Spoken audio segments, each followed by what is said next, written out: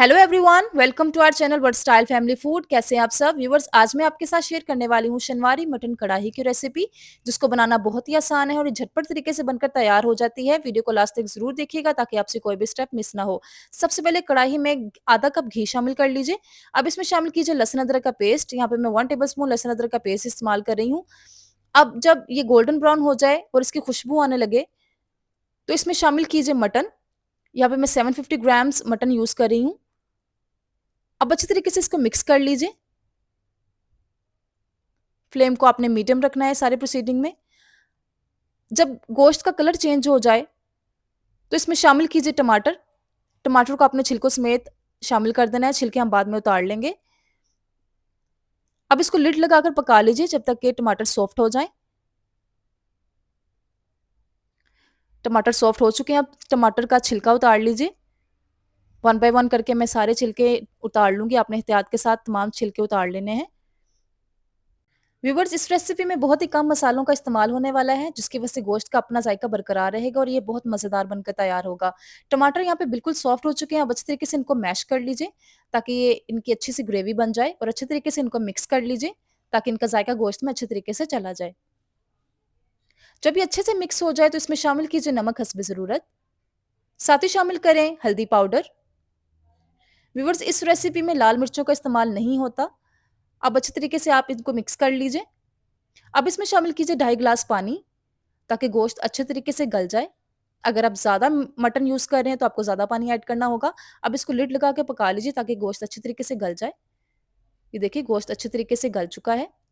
अच्छे तरीके से आप इसको मिक्स कर लीजिए। यहाँ पे आगे मैं आपको शो करवाऊंगी कि गोश्त बिल्कुल अच्छे तरीके से गल चुका है। ये देखिए कितना सॉफ्ट और टेंडर बनकर तैयार हो चुका है। अब इसमें शामिल कीजिए आधा कप दही। इसकी 4 से 5 मिनट के लिए भुनाई कर लीजिए ताकि दही का फ्लेवर अच्छे तरीके से गोश्त में चला जाए। अब इसमें शामिल कीजिए काली मिर्च पाउडर।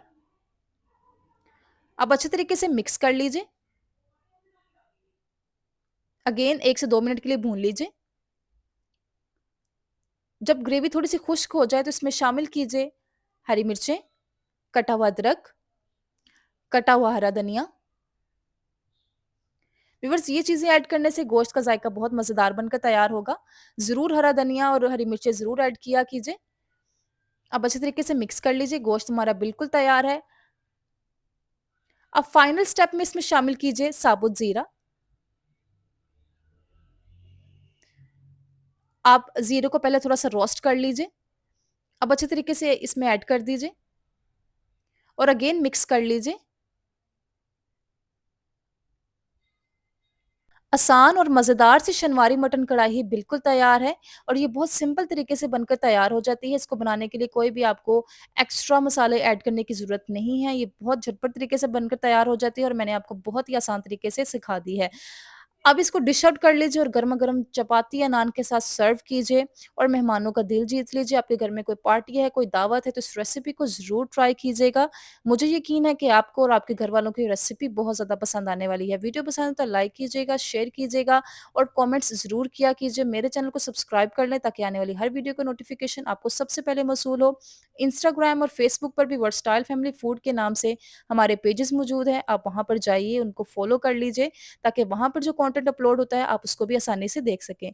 मैं आपसे मिलती हूँ नेक्स्ट रेसिपी में। आपका बहुत शुक्रिया कि आपने मेरी वीडियो को देखने के लिए वक़्त निकाला। अपना ढेर सारा ख़्याल रखें। मैं मिलती हूँ आपसे नेक्स्ट रेसिपी में। Bye bye.